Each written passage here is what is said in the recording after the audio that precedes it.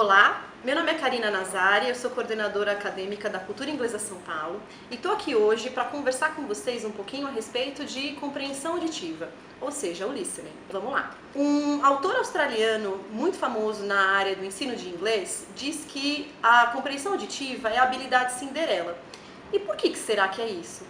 Porque se a gente comparar a compreensão auditiva com a questão da fala e da escrita, a compreensão auditiva fica sempre aquela habilidade negligenciada, porque todo mundo quer falar. Agora pensa só, você vai para os Estados Unidos ou para qualquer outro país onde a gente fala inglês e decide entrar num restaurante e pedir uma comida. Você está na dúvida de qual prato pedir, porque apesar de já conhecer algumas palavras e algum vocabulário de comida, tem algumas coisas que você ainda não sabe. Você faz um super esforço, monta a estrutura na sua cabeça, coloca o auxiliar antes do verbo, chama o garçom e faz sua pergunta. Aí o que acontece? De repente ele responde. E ele começa a falar e fala, e no final, você entendeu realmente o que ele quis responder?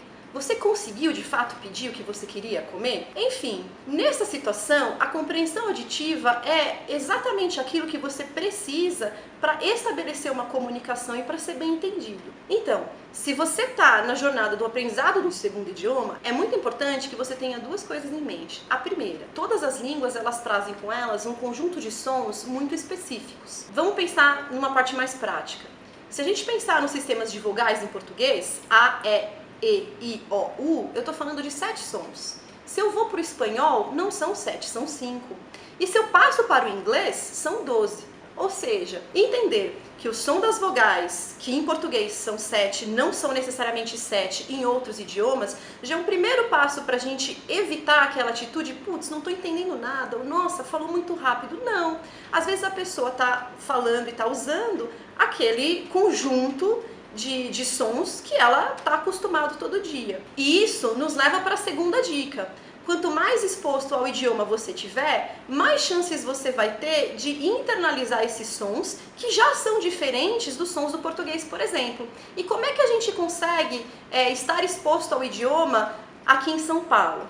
Bom, se você já faz um curso de inglês regular, é importante que dentro do tempo que você esteja em sala de aula, você não somente fale o idioma e use, mas também converse com seus outros colegas na própria língua, porque quando a gente ouve o nosso colega falando, a gente vai estar exposto a outro tipo de variação do inglês, porque a gente está aprendendo todo mundo junto e também ouvindo os nossos professores.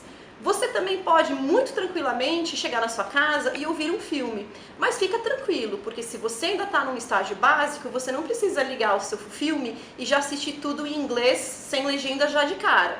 Você pode, num primeiro momento, pegar um filme que você desconhece, ver com o som em inglês e com a legenda em português. Depois, num segundo momento, você ouve o filme em inglês com a legenda em inglês. Num terceiro momento, você simplesmente ouve o filme com o som em inglês sem legenda. Fazendo dessa forma, você vai se acostumando gradualmente a esses sons que de fato são novos aos nossos ouvidos. Espero que você tenha gostado das dicas de hoje e aguardo você no nosso próximo vídeo sobre sotaques.